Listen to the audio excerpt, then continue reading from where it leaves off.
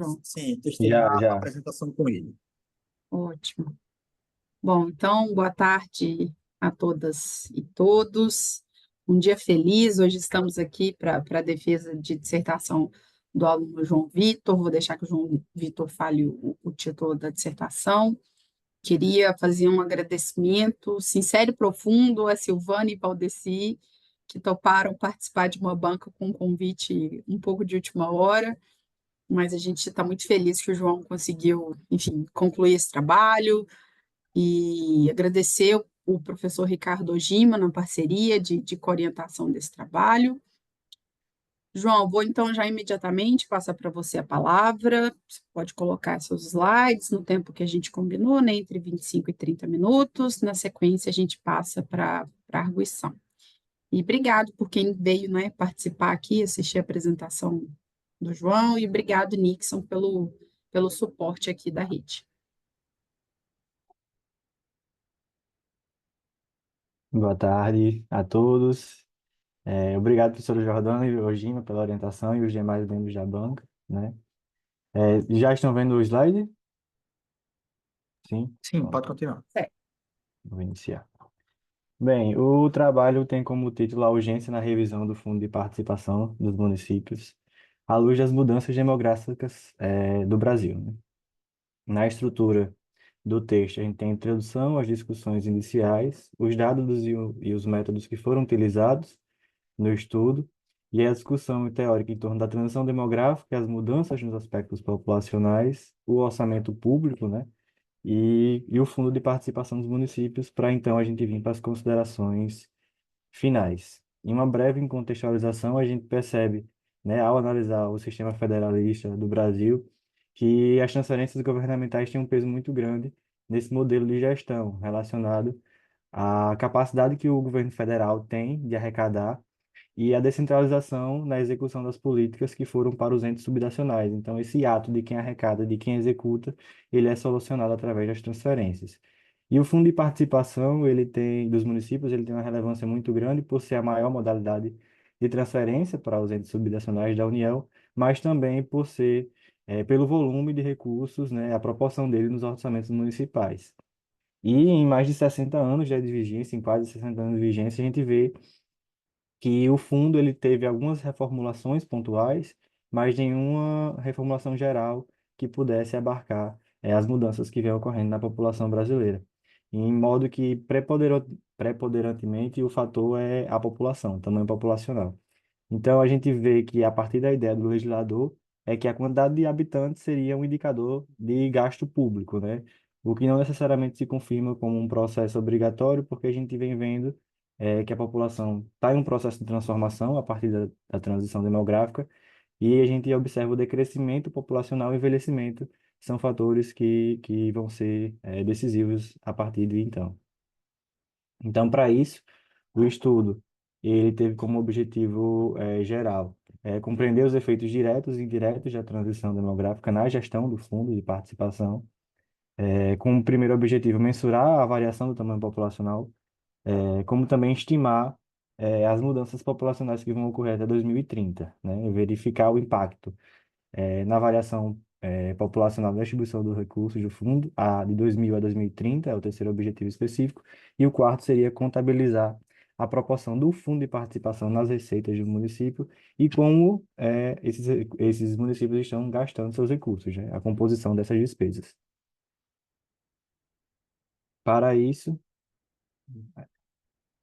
aí uma breve contextualização do que é o FPM, né? A gente vê que é uma transferência incondicional, tendo em vista que o gestor ele pode gastar esse recurso discricionariamente, e redistributiva, porque não necessariamente onde o FPM ele é coletado, ele é distribuído, né? Então ele vem com esse sentido de diminuir as disparidades regionais, principalmente, uma vez que o imposto de renda e o IPI eles são coletados em algumas localidades e são transferidos para outras, e assim promover políticas públicas. O FM ele teve um papel muito grande na questão da emancipação, no processo emancipatório brasileiro, uma vez que foi um motivador, porque o município ele teria uma cota mínima, né, do FPM quando ele é instituído. Então, houve um processo, uma corrida pela emancipação de municípios, mas também ele foi utilizado como um freio, partir do momento que foram surgindo regras mais rigorosas, de distribuição desses recursos de FPM. Bem, então a gente vê que durante todo esse período, desde a ditadura militar, né, o processo ele veio ocorrendo com mudanças pontuais, por exemplo, como a divisão por faixa, divisão de tipos, que a gente vai ver mais à frente, e também da redemocratização, mas, né, por falta de uma compreensão ampla do processo de transição demográfica ou por uma inviabilidade política de ter grandes mudanças, não houveram distribuições, mudanças substanciais, na forma de distribuir o recurso do FPM. Bem, o retrato atual, a gente vê que de 100% do recurso do FPM, 10% é destinado diretamente para as capitais e os outros 90% para os não capitais. Ainda tem uma reserva de recursos de 3,6% para os municípios mais populosos. Na distribuição de faixas populacionais, né, são 18 faixas populacionais, então, de distribuição do recurso do FPM, apenas duas recebem esse recurso da reserva. Bem, em como esses recursos são divididos, né? Todos esses três tipos, capitais, reserva e demais municípios, têm incidência do fator da população e apenas as capitais e a reserva têm incidência do fator da renda per capita estadual. Essa configuração, né, provocou diversas críticas e proposições de diversos autores ao longo do tempo, né, como a utilização de utilizar índices de gestão de eficiência, fim das divisões por faixa, incorporação do PIB municipal em vez do estadual, utilização de pesos regionais, densidade demográfica, mas a gente não vê a literatura tratando do processo em específico da transição demográfica e do envelhecimento populacional como um todo. Então, a importância, né, desse estudo foi ressaltada nesse sentido. Para isso, né, foi utilizado dois tipos de dados, basicamente. Os dados populacionais, que foram dados do Censo Demográfico de 2000, 2010, 2022, e as projeções até 2030 do Laboratório de Estimativas Populacionais, e dois bancos de dados da Secretaria do Tesouro Nacional, de 2010, de 2000 a 2010, o FINBRA, e 2022, o SICONF. Com os dados populacionais foi calculada a variação populacional, né, do tamanho populacional com população recenseada e projetada. E para mensurar a mudança na estrutura etária foram usados três razões, né? Razão da dependência da população jovem e razão da dependência idosa. Em relação aos dados das finanças municipais, né, especificamente as receitas, foram utilizados dados de 5.219 municípios, né, por falta de informações no próprio banco de dados da tributação, muito relacionado pela falta de envio dos municípios desses dados, e foram utilizados também 18 tipos de natureza de receita, ou seja, a classificação da receita. Como as bases de dados de 2000 e 2010 são diferentes das de 2022, para fazer a compatibilização, utilizou como parâmetro a base de dados de 2022 e fatores correlacionados. Por exemplo, a receita tributária é equiparada à receita, né, de impostos, taxas e contribuições. Então, eles foram comparados ao longo do período. Aquelas receitas que não tinham uma correlação direta foram feitos cálculos para poder encontrar como outras receitas correntes. A partir desses dados, né, foram calculados esses quatro indicadores. A autonomia tributária, que se refere à receita tributária do município em relação ao total, ou seja, a capacidade do recurso do ente de conseguir receitas próprias, e as dependências das transferências como um todo, transferências específicas da União e mais específica ainda em relação ao FPM. Em relação à despesa pública, né, foi calculada a prioridade do gasto, né, com base em uma metodologia e aprimorando, com base na classificação do governo federal, que define 18 funções da despesa pública, foram agrupados em quatro grupos, né, o grupo da administração pública, o grupo serviços sociais, infraestrutura urbana e desenvolvimento econômico para poder facilitar a análise. Bom, já vindo para a discussão da transição demográfica, a gente percebe que a transição demográfica vem reformulando, né, a população do mundo como um todo. E, né, em estágios mais avançados, a gente vê a expectativa de vida aumentando, envelhecimento populacional e também em casos de diminuição da população. No Brasil, a gente não tem esse resultado como na população como um todo, né? No último censo demográfico de 2022, a gente viu, pôde calcular que a taxa de crescimento anual foi de 0,5%, ou seja, próximo a zero, mas ainda não chegando a zero, né? A população do Brasil como um todo. Só que ao analisar os municípios em específicos, a gente percebe que de 2000 a 2010, 1.500 municípios já estavam perdendo população, ou seja, 27% do todo. De 2010 a 2022, esse número já aumenta para 42% do total dos municípios estão perdendo população. E aqui a gente destaca que as capitais, né, que no primeiro período intercessitário não perderam população, nenhuma delas, e no segundo já 9 das 27 perderam. E também, né, destacar as faixas populacionais mais baixas, ou seja, as faixas populacionais dos municípios que têm menor população são os que estão perdendo mais população, perderam mais população também ao longo desse processo. Em relação à mudança da estrutura etária, né, a gente percebe que a razão de dependência do Brasil vem diminuindo ao longo do tempo, né, só que a razão de dependência idosa, né, está em um processo de expansão de 2000 a 2022. E ao olhar pelas faixas populacionais do FPM, né, cada coluna dessa é uma faixa, né, da menor para maior, da menos populosa para mais populosa, a gente percebe que todas, né, tiveram um aumento na razão de dependência idosa em 2022 e todas também tiveram uma grande redução em relação à dependência jovem, destacando aqui que a dependência idosa da primeira faixa populacional foi bem mais elevada do que as demais. Então, a gente analisando pelos dados da projeção populacional até 2030, a gente percebe que o número de municípios que vão que vão estar em processo de perda de população vai estar cada vez maior, chegando a 57% em 2030. E mais uma vez destacados, né, os municípios das faixas populacionais menores, das quatro primeiras faixas. Em relação à razão de dependência, ao fazer uma média dos municípios, a gente percebe que em 2030 a razão de dependência vai estar em patamares similares aos de 2000, né, em 50. Enquanto a razão de dependência idosa continua em processo de crescimento, a razão de dependência jovem, né, chegando a níveis próximos e a razão de dependência total é bastante elevada. Por faixa, né, a mesma análise comparativa para 2030, de 2025 a 2030, a gente vê que todos os municípios, todas as faixas populacionais tiveram aumento na razão de dependência. Eh, Aqui um destaque para faixa um em que a razão de dependência jovem já está em níveis similares ao da razão de dependência idosa. E uma exceção, né? Nas faixas mais avançadas, a gente pode ver que, em alguns casos, a razão de dependência jovem ela se mantém ou até ela é ampliada, né? Em municípios que têm maior população. Ou seja, diante de toda essa perspectiva, né, até 2030, a gente vê que a dependência econômica ela vai ter um fator crucial nessa análise, uma vez que a população, né, ativa vai ter uma pressão adicional em relação à demanda, né, da população mais dependente, principalmente com o envelhecimento populacional, que tem uma maior demanda por serviços públicos de saúde e a sobrecarga nos sistemas de previdência.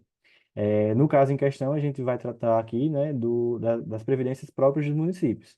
Tem até uma crítica da Federação dos Municípios em relação a isso, e as políticas são planejadas nacionalmente, mas com mão de obra dos municípios, ou seja, os municípios fazem concurso e a sobrecarga fica no sistema de previdência dos municípios.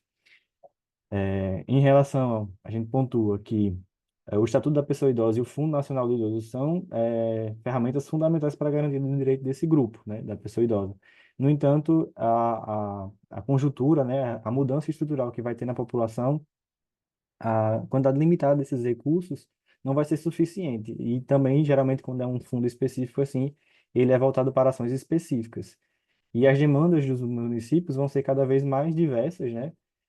De forma que o gestor ele poderia preferir destinar recursos para acessibilidade, para o transporte, para habitação, instituições de acolhimento e até mesmo para o sistema de previdência dos municípios. Bom, entrando aqui na esfera do orçamentário, né? Da evolução do financiamento, da receita dos municípios. A gente vê que de 2000 a 2022, a quantidade de recursos dos municípios aumentou consideravelmente, chegando a 1 trilhão em 2022, né, onde majoritariamente a gente vê a influência das transferências correntes, ou seja, os municípios, 63% das receitas dos municípios são transferências, onde metade, praticamente, vem da União e grande parcela dessa é do FPM.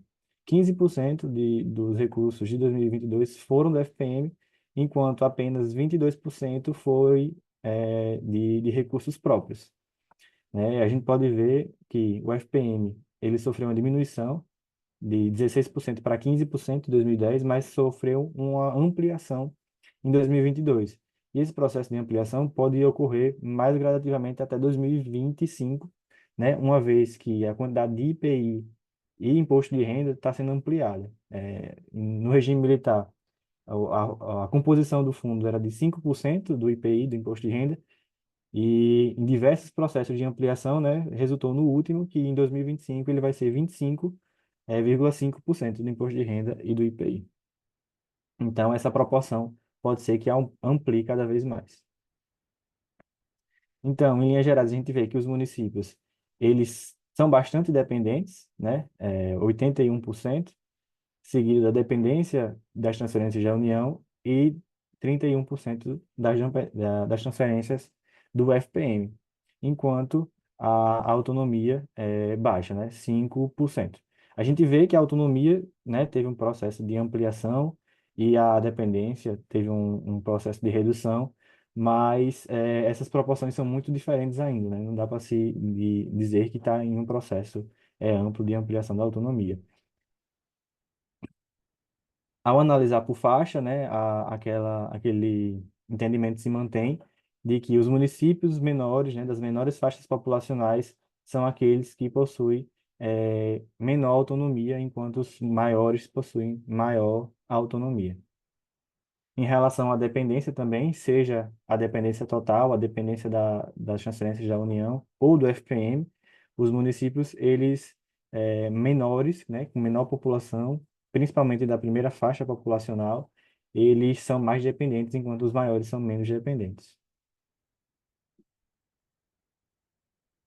Bom, em linhas gerais, ao analisar os municípios que estão variando de população e alterando de faixa, a gente percebe, no início do estudo, a gente pensou que os municípios que diminuem de faixa populacional vão sofrer impacto com a redução da população. No entanto, ao analisar os recursos de 2000 a 2010, a gente percebe que os municípios que diminuíram de faixa, desculpa, que mantiveram a faixa constante, mas tiveram redução populacional, também perderam representatividade no bolo orçamentário como um todo. Aqueles que diminuíram de faixa populacional também perderam, mas, né, um achado foi esse de que os municípios que mantiveram de faixa também perderam população, desculpa, peso no orçamento como um todo. E de 2010 a 2022, a gente vê mais um processo curioso, a partir do momento em que os municípios que aumentaram de população, mas mantiveram a faixa constante, tiveram um resultado negativo também na proporção dos recursos. Enquanto os municípios, né, que aumentaram de faixa, né, ou seja, aumentaram a população e também conseguiram aumentar de faixa populacional, tiveram um resultado positivo em ambos os períodos. Em linhas gerais, a gente percebe que os municípios que estão seguros são aqueles que aumentam a faixa, né? Esses não têm risco de perder peso no orçamento do FPM. E utilizando a expectativa até 2030, a gente percebe que esse cenário vai ficar cada vez mais difícil para os municípios, pois a maioria vão estar em processo de diminuição da população. Se a gente considerar que somente aqueles ganhadores, né, municípios ganhadores de população e que estão aumentando de faixa, em 2030 esse vai ser só 2% de todos os municípios, apenas 72 municípios. Ou seja, os demais municípios, né, os perdedores de população, com certeza vão estar diminuindo sua parcela na arrecadação do FPM, e a dúvida em relação aos municípios que aumentam a, a, a população, mas não aumentam a faixa, né, mantém a faixa constante. Agora, entrando na análise da despesa em si, a gente percebe que as maiores despesas dos municípios estão relacionadas à saúde, educação, administração e urbanismo. A educação e saúde é muito voltado para os mínimos constitucionais, né, que os municípios devem empregar nessas áreas, os gastos com administração, né, da máquina pública, ou seja, existe uma crítica grande em relação a isso, no sentido de que pode estar gastando mais recursos na manutenção do município em si do que na promoção de políticas públicas. Por outro lado, tem autores que defendem que esse impulso gera desenvolvimento no local. E em relação à quarta, né, maior função da despesa é o urbanismo, ou seja, a importância do ente municipal por ser o ente mais próximo da população, né, de estar promovendo políticas públicas de urbanismo.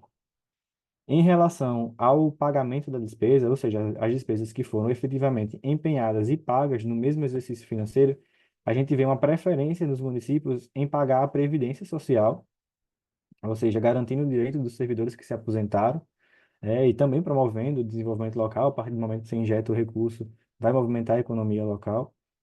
Encargos especiais, ou seja, se o município não pagar as dívidas deles, eles vão pagar multas, então é uma preferência no pagamento dos municípios. E o gasto com o legislativo, justamente porque existe o duodécimo, né, e o prefeito ele pode responder por não ter o pagamento para o legislativo em dia.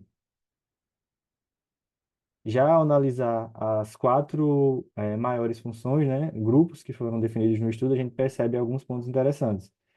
A faixa um foi a que menor teve representação do gasto social, com 60%, enquanto a maior foi 69% na faixa 16. Já em relação ao gasto com a administração pública, a faixa um foi a que gastou mais com isso, 19,9%. Já as capitais gastaram 15%, sendo menor. Destacar aqui as capitais que foram que mais gastaram proporcionalmente com infraestrutura e serviços urbanos, e a faixa um foi a que prendeu mais recursos no desenvolvimento econômico, né, com 3,4%. Bom, em linhas gerais, ao analisar, né, a transição demográfica e a gestão dos recursos do FPM, a gente percebe que os efeitos diretos estão relacionados à distribuição desses recursos, né? A diminuição da população, ela vai acarretar prejuízo na arrecadação dos municípios, inclusive em uma nova perspectiva agora, né? Que a gente entende também que aqueles que mantêm faixa populacional também podem estar perdendo representatividade do orçamento. As capitais e a reserva, embora não tenham divisão por faixas, a divisão para esses dois grupos é proporcional, então a perda de população também vai ser proporcionalmente à diminuição dessa população. Então também acarretaria prejuízo para esses dois grupos. E assim, as normas de transição de faixa, por exemplo, ficariam cada vez mais frequentes, uma vez que os municípios estão diminuindo cada vez mais a faixa populacional. E sem uma reformulação ampla do processo, a gente vai sempre, né, escapar por essa forma paliativa.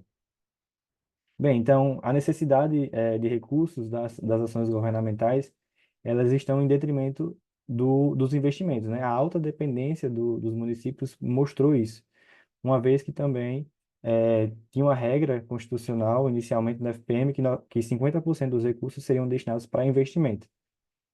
Quando se viu que os municípios precisavam tanto de recursos para funções básicas, como comprar agulha, pagamento de professores, né, coisas do cotidiano, essa regra foi tirada, né, reforçando que os municípios são bastante dependentes. Os efeitos indiretos, a gente está direcionando mais para a mudança da estrutura etária e como isso vai demandar cada vez mais serviços públicos para uma sociedade dependente, né? E isso vai se converter, né, para os municípios como pleitos de maior recurso. Com certeza, a Federação dos Municípios, né, sempre veio batalhando para ampliar a quantidade de recursos do FPM, mas a gente também tem que pensar em uma distribuição mais equitativa, né, a partir do momento que a maioria dos municípios vai estar perdendo população. E esse cenário, né, se mostra em uma complicação, né,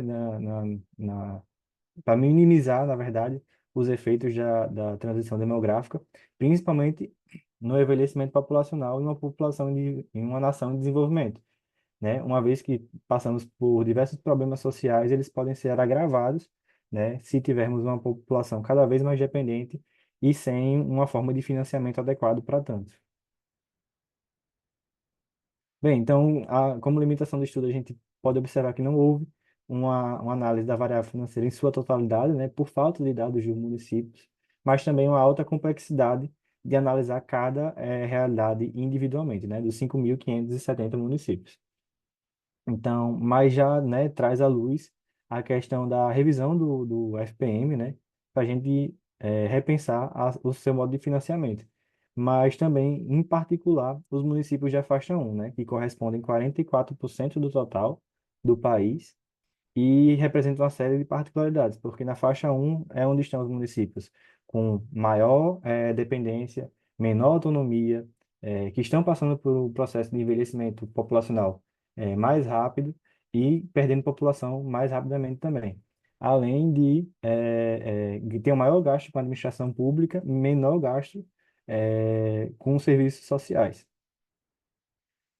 Bem, e além disso, ainda a faixa 1 comporta os micromunicípios, né? De até 5.000 habitantes, que existe uma série de discussões na literatura sobre a viabilidade de sustentar esses municípios. Bem, então a razão de dependência, né, seria um indicador que abarcaria a necessidade de recursos numa população cada vez mais dependente, né? Se no começo da apresentação a gente falou que o legislador ele pensou que a quantidade de população seria a forma mais adequada, a razão de dependência seria um indicador que representaria essa mudança da estrutura etária da população. Então, o estudo ele serviu, né, para colocar cada vez mais na agenda pública e de pesquisa a reformulação do Fundo de Participação dos Municípios, principalmente em relação ao envelhecimento populacional e refletir, né, sobre uma necessidade de uma nova população brasileira completamente diferente. Foi isso, obrigado.